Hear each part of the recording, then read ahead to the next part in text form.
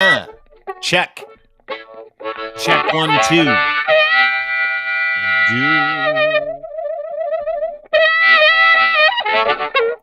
Hi, friends. Welcome to the program. My name is Dean. Nice to be here. Good to be seen. Busy day today. Lots going on. The start of the NHL season last night, and we got the Leafs tonight. And it doesn't matter. Nothing matters in Canada. Just how does life affect the Leafs' chances of winning anything? So we'll talk about that a little bit today, which will be fun. We got some Elon Musk Twitter news to get to today. That'll be fun. A little redux and some more details about Doug Ford's and the criminal investigation into Doug Ford's government. Let me get that right. And we're also going to break down a little bit of history and talk about Israel, Hamas, the conflict that we're seeing there, and watching everybody destroy their own reputations, specifically people that know nothing about the history of that area. And here to break it all down with me today, please welcome back to the program from his own podcast, the Charles Adler podcast, the venerable Mr. Charles Adler, ladies and gentlemen. Mr. Adler in Winnipeg. Do your Jets get at it tonight? I know you're a Jets guy. Yeah, the Jets will get at it. It doesn't matter because when you're Toronto centric, only the Leafs matter. The league started last night, but it doesn't matter because the Leafs weren't playing last night. Correct. Tomorrow night it won't matter because the Leafs won't be playing tomorrow. It only matters when the Leafs are playing. As a matter of fact, I'm surprised we're talking about the Middle East because does the Middle East matter more than the Toronto Maple Leafs? So probably to me, yes, but maybe to no one else in Toronto does the Middle East or anything else matter more than the Leafs. To be serious about it for a moment, this just in, so we're going live with people who are smart enough to tune in live right now. Yeah. And the breaking news is that the Middle East war has now extended to Lebanon because Israel is being invaded from the north now, from the south, of course, by Hamas out of Gaza, and now by Hezbollah, which is another Iranian proxy. It's a little bit different. I don't want to get into religion too deep here, but Hamas is related much more to the Sunni Muslims and Hezbollah to the Shiite Muslims. But in either way, they're both allies of Iran. And you've got drones and apparently some paragliders and perhaps some other aircraft carrying human beings out of Lebanon. So Israel is now facing a multiple invasion, north and south. Last time we talked, we said the war would widen. It has. Charles, and yeah, we'll get to all the other stuff and obviously the serious stuff this morning, and you're going to help me understand the Israeli-Hamas connection and some of the history. We're going to talk a little bit about it, which is, take your life into your own hands if you're going to talk about anything to do with what's going on in that region of the world right now. But let's get to that. That is breaking news. It's in the last 20 minutes. Sirens in every settlement near Lebanon. They've got hang gliders and paragliders, up to 30 commandos from northern Lebanon actually heading into northern Israel right now. I'm watching video of it on Twitter as we speak. Hopefully it's real video, but it is what it is. And you're looking at multiple reports now, as far away from Ukraine, like a couple of accounts I follow, Ukraine battle map, multiple reports that Hezbollah forces have crossed into Lebanon, across from Lebanon into Israel, as well as a large-scale drone attack, as you pointed out, saying that now Hezbollah has entered the war on behalf of Hamas. And, the scenes that we're seeing coming out of Gaza being one thing. Where do you want to start? Because it's not something we covered yesterday when we had a quick chat, and I know we've got lots to cover today. But help me understand, with these new developments, the severity of what we're looking at. You've got U.S. aircraft carriers. You've got a fleet from Greece. You've got other allies that are sending assets into the Gulf. You've got wars and rumors of wars. I mean, that's a biblical proportion. But I mean, where are we at now? Is this like a brand new wrinkle? Did things just take off? Did this just turn into something that we could be considering a World War III? There's nothing more frustrating in the podcasting or broadcasting business than a guest who says, I don't know. But the most honest guest in the world will say, I honestly don't know how much wider this will get. I do know this. When there's lots of money at play, anything can happen. The U.S. has sent down battleships to help. They didn't send them because they had no intel. about possibly needing them. They sent them there for a reason. Now you've got Hezbollah, which essentially is Iran. They're a proxy for Iran. They use Iranian equipment. They're funded by Iranian money and Iranian ideology. And so you've got them coming in from the north. You've got Hamas, of course, coming in from the south. And the big unknown is, will Iran get directly involved? And more to the point, will Israel and the United States discover that Iran is running this show? And I'll use the word I don't use often here, but it totally applies. Iran is running this shit show. And if it hits the fan, in terms of official confirmation that Iran is calling the shots here, Israel and the United States, and they are not being subtle about this. They're acting in unison. This is an American and Israeli operation, and the Americans and the Israelis will have to do something decisive with Iran if Iran is serious. They appear to be in widening this particular war. There's no way that Israel or the United States can put up with Iran masterminding a major conflict, and it is now a major conflict, not just in terms of depth, but in terms of fatalities. Israel says now it has no choice but to make something happen in Gaza that's not happened in many, many years, and that would indicate the takeover of Gaza. Egypt, of course, is also involved. Egypt has shut its border with Gaza, but there are negotiations to move, to physically relocate. Some people will want to use the word deport, but to relocate for safety reasons, hundreds of thousands, and possibly more than just hundreds of thousands, who knows, possibly 1 million Palestinians. If the Israelis are absolutely serious about going after every molecule of Hamas military power in Gaza, they may have to try to move as much of the civilian population as possible. There's between 2 and 2.5 million people living there. Now you've got, they are fools in the union movement in Ontario and elsewhere who keep talking about Israel colonialism. It's a high school conversation. It's sophomoric. The biggest colony in the Middle East is in Gaza. It's being treated like a leper colony. That is, the people are being treated by lepers, have been for years. Hamas runs that colony. If Hamas gave a lick about the human lives in Gaza, they would not be beheading babies in Israel. You cannot behead babies in Israel and expect Israel not to respond in a dramatic way. There are 300,000 Israelis massing on the border with Gaza. It is dramatic. Yeah, it's war. I mean, they declared war, I think, a day into it. Israel declared war, told everybody they were at war. We're seeing it now. Just a little bit of a graphic. Charles Adler, thank you for that backstory. I got a couple questions for you. Reports indicating armed members of Hezbollah invaded Israel aboard gliders, multiple alerts in the north. Those are all the incidences that have been reported, hundreds of them. So I have no idea how many people are on gliders. I have no idea how many terrorists, glided into northern Israel. But this is a war now being fought on multiple fronts.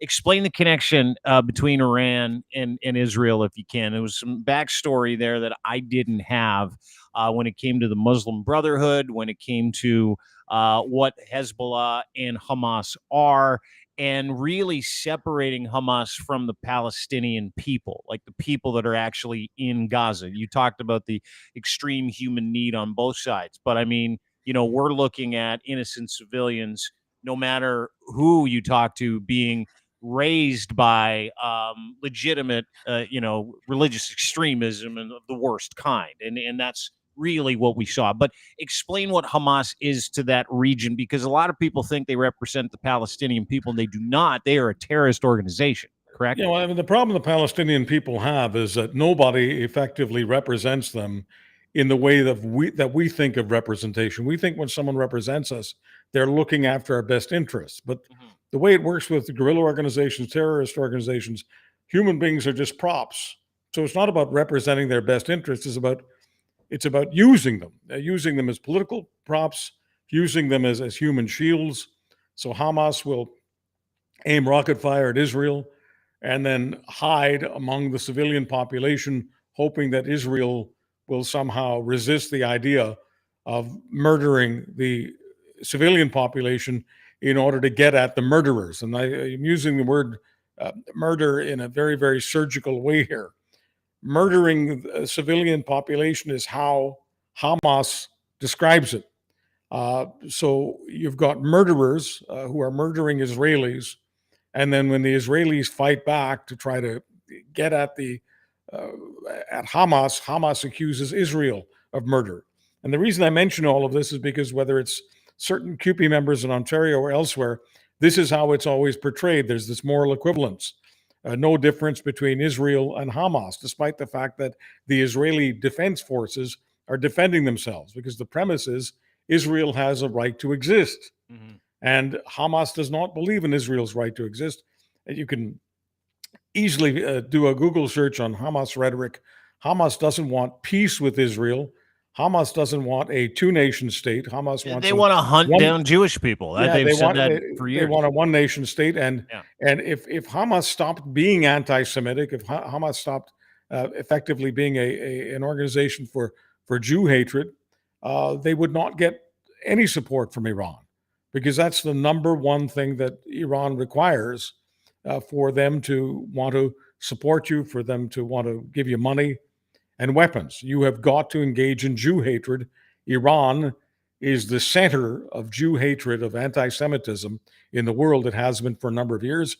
It's part of the ideology of the Ayatollahs. And some people say, well, it's not really in their interest to be this way. Well, it wasn't really in the interest of Hitler to be anti-Semitic. Many people say that if he had not gotten into anti-Semitism, he might not have lost the war, because he destroyed a lot of human beings who were pretty damn smart at things like science and building possibly atomic bombs and other bombs. I don't want to go too far afield on this, but I just want to make the point that when people say that they don't think someone or a country is anti-Semitic because it's not really in their interest to be, that's ridiculous. The people fulminate hatred. The people espouse hatred, whether it's in their interests or not. In the long term, bigotry, hatred, racism, anti-Semitism is not in anybody's interest, but that doesn't matter, because these awful diseases live inside the emotions, and emotions have no brains. Speaking of no brains, what do you make of all the no brains out there that are using this as an opportunity to pimp a perspective or get political favor? I mean, you talked about the CUPE president, Fred Hahn. Yeah. Fred's been on, let's support Palestine and Hamas heater for quite some time, talking about marginalized people and fighting back, and how important that is to CUPE, tying that into his messaging. So obviously, the narrative exists for him because it's self-interest, right? Same thing for, MPs like Melissa Lantsman, who widely misrepresented the idea that Canada was not helping anybody at the border, again, for political favor, which was entirely untrue. I've got the tweet here that she put out. We'll have a look at it. Pam Danoff, who actually tried to correct Melissa, who said 100 Canadians have reached out to my office, more than 100, seeking help in returning from home from Israel because their requests for assistance have been ignored and left unsolved. Government of Canada, no countless more reaching out to MPs across the country when pressed for phone numbers and receipts of those phone calls. She went quiet, Melissa Lantsman. But again, we're seeing the torquing of really a horrific terrorist attack for political favor, for and I mean, it crosses the spectrum. It's not your usual suspects here, Charles. Well, political parties and unions and others will. I mentioned Hamas using the Palestinians as props. You've got political parties in Canada and around the world, unions and other organizations, academics, God knows, using this war and what's happening to support their own political agendas. But, none of it has any substance. I mean, how on earth can you be a progressive and support Hamas? I mean, Hamas hates women. Obviously, they hate Jews. They hate women. They hate the LGBT community. They hate workers. Mm-hmm. I mean, try organizing a union. Try handing out union cards anywhere in Gaza. You're going to have your hands chopped off. Try, representing women's rights.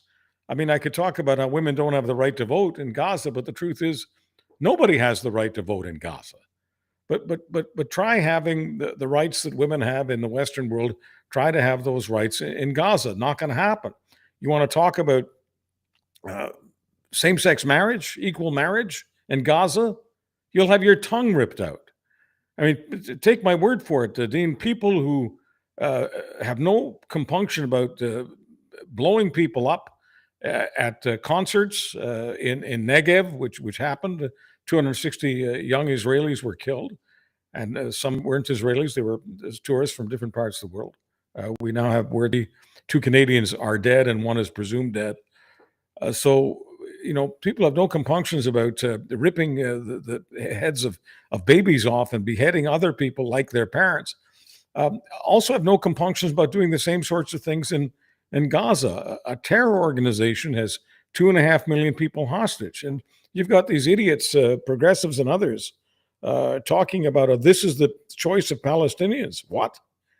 Every time you hear that this is what Palestinians have chose, ask a simple question. What, has there been an election? That's like saying that the Chinese people choose the Communist Party of China, or that the North Koreans are choosing the people who are ruling them. Now, North Korea is a concentration camp. So is Gaza. And worth saying, right? I mean, that this is the fight that a lot of people are having online and social media, and we're seeing the vilification of the Israeli people as hostage takers of the people in Gaza. And we're hearing those stories, but you mentioned it earlier in the podcast. What people don't understand is Hamas will go and commit some atrocity, and then they'll hide underneath a daycare, or they'll hide weapons underneath the school, or they'll hide rockets underneath a church, and then Israel goes in and they bomb those places, and they give people fair warning, get the fuck, pardon my language, get out. And they're like, yeah, well, you're not going to bomb us. It's a human rights thing. And it's amazing to me, because there's backstory and little pieces of minutia that people don't seem to understand when it comes to this. But it stares us in the face when you see the visuals of these terrorists crossing the border, committing atrocities against innocent people. Now, you being Jewish, you be having the history that you have, and it's very different for someone like me to see a terrorist attack and go, oh, that's just a terrorist attack. And it is not, right? Like, when you talk about invading Israel and oppression and terrorism and genocide, which is what we saw, the visuals and the videos and the stories that have come out about real genocide in a state and to a people and for a people that have experienced more genocide than any culture in the world. And we know what we're talking about here. Does this hit different for you, obviously, because of your background, or do you look at this like, how do you process what you saw and some of the stuff that's come out of Israel and Gaza? I don't get surprised. I don't get shocked, because I was raised to understand that there are people around the world who hate Jews. Some of them now just are Jew haters under the guise of anti-Zionism. One of the dumbest arguments in the world. Of course, there are many Jews who don't support everything the government does. That doesn't make them anti-Semitic. There are people who are not Jewish who don't support everything the Israeli government does. That doesn't make them anti-Semitic. But once you're into the anti-Zionism thing, you're anti the idea of the Jews having a state. Denying the Jews the right to have a state, that's anti-Semitism, pure and simple. Scratch that kind of anti-Zionist, ask 3 or 4 questions, and you get a Jew hater. And just saying that, I'm not a Jew hater, I'm just anti-Zionist. I just don't want the Israelis to have their own state. Well, at that point you're into, as I said earlier, sophomoric word games. But having the background that I have, gives me preparation for the worst at all times. There's an old expression, if you're Jewish, make sure that you've got a suitcase packed, because you never know when certain people in any country in the world can turn on you. Mhm. And one of the reasons that most Jews support the idea of Israel doesn't mean they support everything that the Netanyahu government or any government is doing, Mhm. is because they feel that Israel is their insurance policy. Israel is the one place on earth where a Jew won't be killed because they're a Jew. Now, there's a huge caveat on that. And the caveat now, and we have to put it on as of Saturday, is that there may be a terrorist organization who comes in from Gaza and murders you because you are Jewish. And unfortunately, the Jewish state is at constant war with certain terrorist organizations like Hamas, and in the north, we now have to talk about Hezbollah. But if you're a child of Holocaust survivors, as I am, there is absolutely nothing about this that's shocking. And when people with my background say they are shocked, I'm sorry, I have a tough time believing that. You have, knowing what you know about your heritage and what's happened over thousands of years, Mhm. you have no right to be shocked. And if you're shocked, you're disarmed. You're emotionally paralyzed. That's not a safe place to be for a Jew. Mm. No, it isn't. It's again, we've seen so many different, from 9/11, which is 20 odd years ago, to today, we've seen terrorism on a mass scale, right? And as we watch what's happening here, and we watch people parse, different videos and different actions, it's amazing to me the effort that has gone into discrediting what has happened over there. From not just from a perspective of one guy at QP is like, yay Palestine, like that's not it. Just the visuals alone, and to make that point, the European Union has given Elon Musk 24 hours to get rid of disinformation and misinformation about what's going on over there. And I just want to bring this up, just bring your attention to it. On X, formerly known as Twitter, the European Union basically gave him 12 months to stop stuff like this. A video that was viewed 760,000 times, falsely claiming to show one of the Israeli children taken hostage by Hamas militants. Now, it works from both sides. Same thing here. Online information about the Israeli-Hamas conflict. Day 5 video showed 300,000 times, falsely claimed to show Israel dropping white phosphorus bombs on Gaza. The video is from March and shows Russia using incendiary munitions in Ukraine. I mean, the effort to misinform and disinform and to paint Israel as the barbarians that is coming out of and Israel is the barbarians who deserved this, right? Like that's one of the things in the narratives that I see people in Western Canada buying into that bullshit, or people in North America buying into that bullshit, saying, okay, well, hold it. What's happening over there, right? Because one bad turn doesn't deserve another bad turn. But in the big scheme of things, like this war is being fought with disinformation now as well. And it amazes me because they're painting Israel, even after what we saw, as the aggressor. Well, it doesn't matter. I mean, I grew up with all of this nonsense. I mean, I grew up with many people believing that the Holocaust was invented by Jews because it was a great fundraiser, right? I'm serious. People believe, there are probably people listening to this right now believe that the Holocaust was created by Jews, and that Hitler was a Jew, and the Nazis were Jewish, and all of this was meant to make the Jews look like victims. So 6 million Jews were killed, so that Jews around the world could feel like victims, and somehow sue Germany and others. I mean, it goes on and on. I mean, you've got people right now who believe that the whole point of Zionism is to wipe out all of the Palestinians. That every Israeli who gets up in the morning asking, how many Palestinians can we wipe out today? We'd like to wipe out all of them, because if you're anti-Israel and anti-Semitic, the whole point of this is simply to tell the whole world that what this is really about is the Israeli effort to commit genocide against Palestine. Mhm. And the average Israeli is a moderate person, just like the average Canadian, average American, average Brit, and would like nothing more than Palestine to have a democratic state, not a Hamas state, but a democratic state that it could negotiate with, deal with, and trade with. But that's, at this point, simply not even close to possible.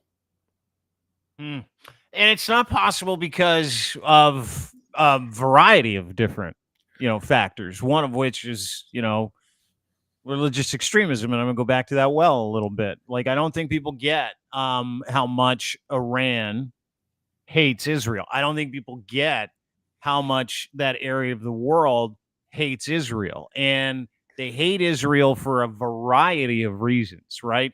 But none of them justify, and this needs to be said because a lot of people out there are like, well, none of it justifies any of the stuff that I saw. None of it. Like, none of whatever opinion one religion has over people. But this has been going on for like 2,000 years. This has been going on for thousands of years. The Abrahamic faith's been going at it for thousands of years. It's not like this is new, right? This war has really been fought since 1987 when Hamas became a thing. And so when people say, oh, this is like, this is just a response, it is not a response to what is happening in Palestine. This is a response to how much Muslims, extremists, and terrorists and jihadis just have been trained to grow up to hate Israelites, like hate.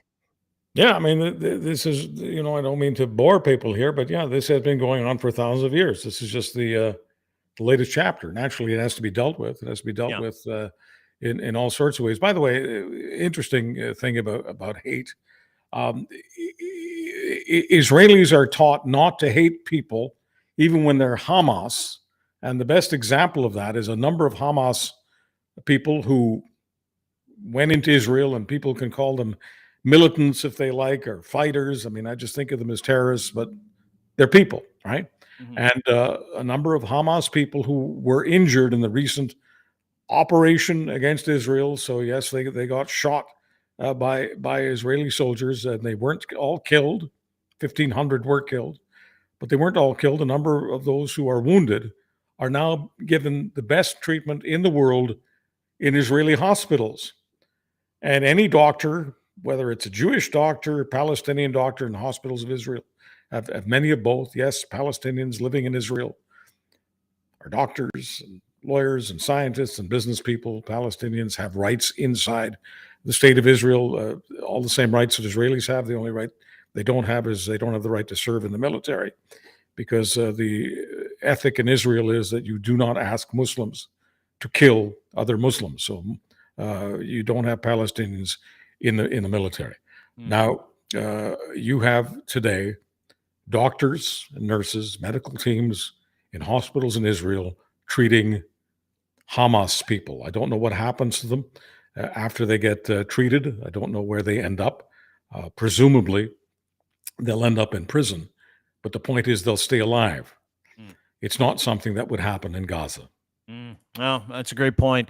Charles Adler is our guest. The Charles Adler podcast available wherever you get your fine podcasts, Google, Apple, Spotify, etc. You can go to YouTube, Crier Media, and check it out as well. And everything Charles does, including 3 minutes that matter, you can get at Crier Media. Go to crier.co. Speaking of marginalized people, and a few things that I wanted to get to before I let you go today. The NHL, as we said, started out, and a tough jumping off point, but I appreciate the backstory and just chopping it up, because it's a tough time to actually have an opinion on foreign policy in the Middle East, specifically if you're an idiot. So I appreciate you being here. But more importantly, the world continues to spin, and here at home, we've got an issue with the NHL, which actually is a big issue. The NHL announced a ban on Pride tape during Pride nights, where they celebrate inclusivity. Here's the actual statement. Pride team tape is extremely disappointed by the NHL's decision to eliminate Pride tape from any league on ice activities. The league has used language in recent days which prohibit the tape from any proximity to NHL hockey. We hope the league and teams will again show commitment to this important symbol of combating homophobia. Many of the players themselves have been exceptional advocates for the tape for the last 6 years. We're grateful to the clubs. 7 years ago, Pride tape was born out of adversity to a grassroots hockey initiative. Remain silent. Thank you to everybody for speaking out. Effectively, that is from Pride tape. And what they said is, hey, this isn't cool. And what isn't cool is the idea that Gary Bettman put an announcement out the other day saying, no more Pride tape on the sticks. Your thoughts, because this is one of those issues that I think is manufactured. but it's also incredibly negative and marginalizes a group of people that, that sport went out of its way for a long time to show acceptance to. So you thought that maybe the segue wasn't kosher. Maybe the segue from Israel to this wasn't correct. But let me build a bridge for you. Thank you. People have wondered, and I've been asked to join CBC's as it happens. When I had my major conflict with Jason Kenney and Carol Off, the host of CBC's As It Happens, asked me why I was so adamant in my views on the LGBT community. Well, what's that about? And I said, Carol, the LGBT community was targeted by Adolf Hitler. Many went to Auschwitz, many perished there. And frankly, LGBT people and my people ended up in the same chimney.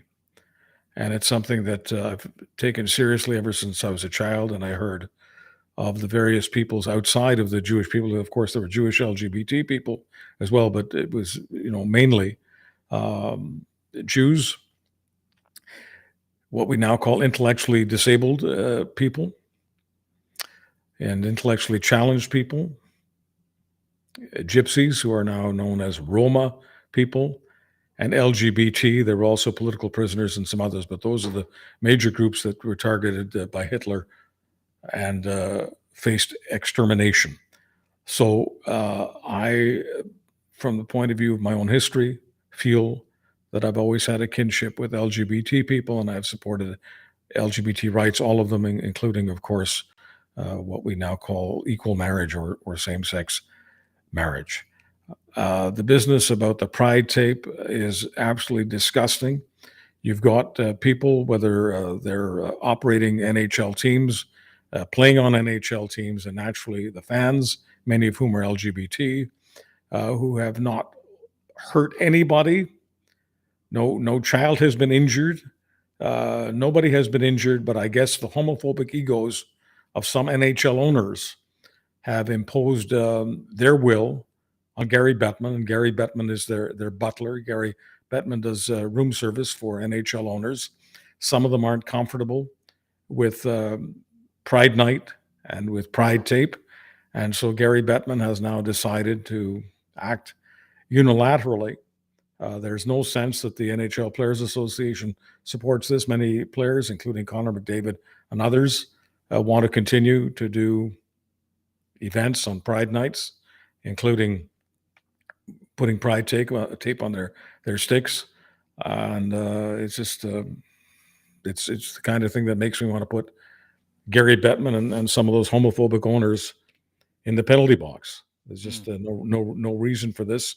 And I do understand that there's another side, and the other side that is anti-LGBT feel that the LGBT community is getting too much power over media, too much power over children, too much power. You talked earlier about fundamentalist Muslims who use Jew hatred to do their will. The homophobes, the social conservative homophobes find a reason every single day to attack the LGBT community. And I guess now they've gotten themselves on NHL ice.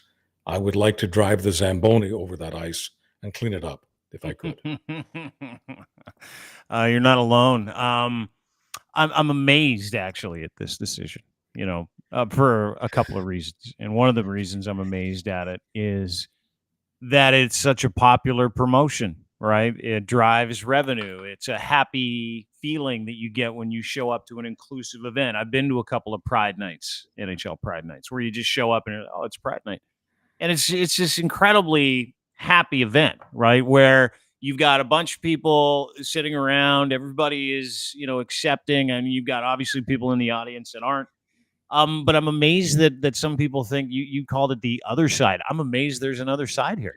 Yeah, there's another side. There's One five of the guys and 7 Russians. Big deal. One of the things that bothers the other side is somebody's making money off this. Somebody's manufacturing Pride tape and other Pride paraphernalia.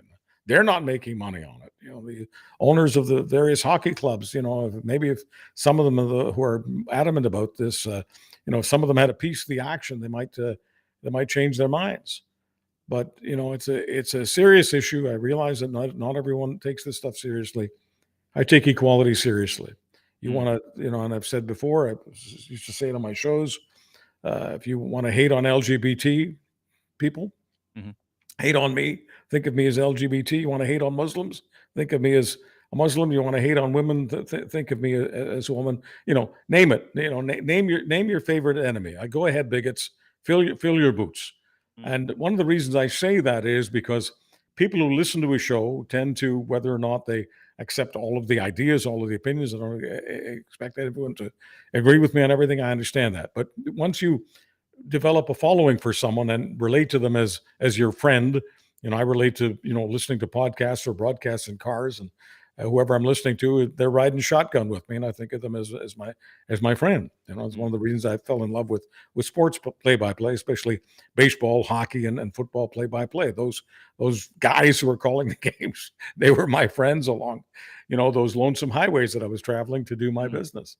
And so once people decide that Chuck is your Uncle Chuck, sometimes he pisses you off, but most of the time he's your bud. So if you hate people that you don't even know, please think of me as one of them. And that may make it easier for you to get off the hate tree. Get off it as soon as possible. It's not good for your mental health. And when you start castigating people and you start doing it in front of your children, your grandchildren, and other people, you embarrass yourself. You really do. I mean, I was in a conversation the other day with some buds, and somebody wanted to make a point about the N-word and how the N-word was used in association with some chocolates, some candies 40 or 50 years ago, whenever it was. And they kept saying the N-word. And I said, please stop. And he says, oh, Chuck, are you one of these people who's going to tell me how to speak the English language? I said, no, just have some respect. Have some respect for those of us who wish to respect people and treat them like equals. You're getting off on using the N-word, and it's really, really sick. I used to hear this stuff a lot in the States, especially some of the southern states. And I used to be so proud. I used to say that, Canadians, we don't do this stuff.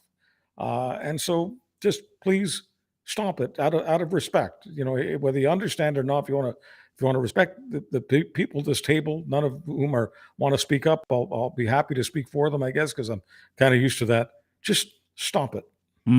Is there an alternative to the view that the NHL, as you pointed out, heard from owners that are homophobic, and they're like, hey, you got to stop this? Because I counted, and the number of players that spoke out against Pride last year, 8. There are 753 players in the NHL. Right. 8. That's just over 1%. Yeah. And you telling me that the entire league is going to crater to like 4 Russians, the Stahl brothers, and an idiot named James Reimer? Well, some of the owners are against it, so that's why they're caving, I think. By the way, I want to thank Saucy Seawitch, who's listening to all of this, and she's listening to the conversation I just had about that candy, and I forgot what the candy was called. The real name of the candy was Licorice Babies. Yes. And this friend of mine, who I guess is on the way to becoming my ex-friend, decided to call them N-word babies. He didn't call them that. He just repeated what they were called years ago. And I do remember candies being called that. I couldn't remember what the original name was, but it was Licorice. Saucy Seawitch, thanks very much for helping me out here.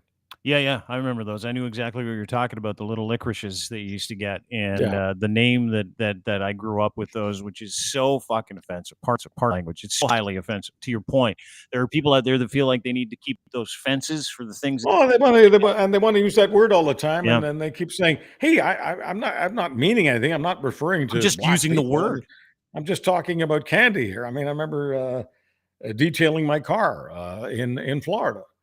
And a friend of mine in Florida says, you got your car N-worded up. I'm not going to use the actual word, but everyone knows what I'm talking about. You got your car N-worded up. I said, Bill, are you kidding me? Like, is that what you call it? Is that what your family calls it? Yeah, everybody down here, that's what we call it. And people have a hard time understanding that when you use that word so casually, it does make racism normal. It normalizes it, makes it easy.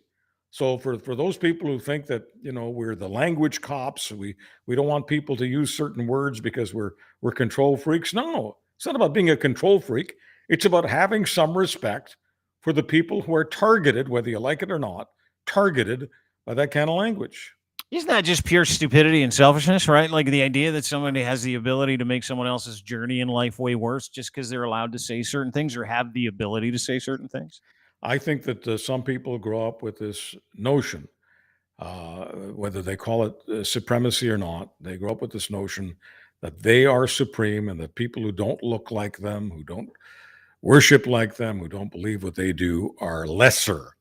And some of these people slip on the banana peel to the point where they actually treat people who are not like them as subhuman. And it's the dehumanization of people. We've talked about some minorities here. It's the dehumanization of minorities. I don't care whether they're Jews, LGBT, blacks, Muslims, you name it.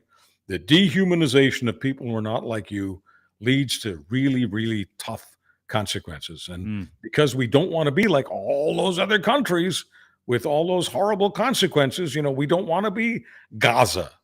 That's not who we want to be. We don't want to be Mississippi.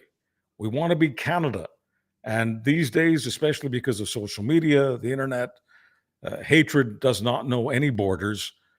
We've got to be careful. And if it sometimes sounds like we're a little bit on the preachy side, so be it. Well, I appreciate it. I know your friend Saucy Seawitch does. She put out a great little comment in the comment section. I'm getting tired of people that are lacking the spine to stand up to hate. That's really what we're talking about today in all forms, whether it's international hatred and by way of religious extremism, whether it's local hatred, whether it's hatred in the NHL for gay people because they're just tired of explaining Pride tape to a Russian guy who's Christian Orthodox. I mean, there are so many different reasons that we give people to hate. And to your point, easy to understand why you've been such a warrior for marginalized people and in every capacity. I mean, you haven't left anybody out of that marginalization conversation, whether it's the Palestinian people, the Israeli people, whether it's indigenous people, whether it's the LGBTQ community. I mean, that's what we're talking about is people standing up to hate and having that conversation, right? I'm Charles Adler. I happen to be a Jew. But if you want to hate on Palestinians, hate me. Think of me as a Palestinian, proud to be thought of that way. Appreciate your time as always, Charles. Prescient. Thanks, buddy. We'll talk to you soon. Charles Adler, ladies and gentlemen, the Charles Adler Podcast. It's daily food for your brain. Seriously. You can't miss his 3 minutes. You have to download his podcast. He does things and talks to people no one else will because he's not afraid.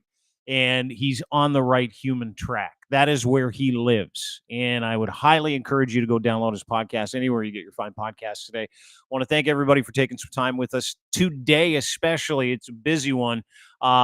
Midweek, hump week. You're like, I'm going to spend like 45 minutes with Dean and Chuck. That could have been worse, right? Could have been with somebody else.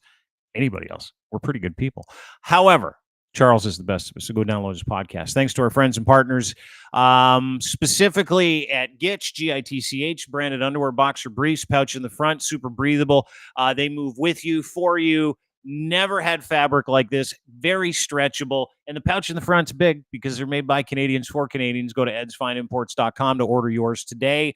Also brought to you by the Crier Media Shop. Go to crier.co. Check out the Crier Media Shop. We have the Stupid People Equal the New Pandemic line and a brand new line of Schadenfreude wear coming out.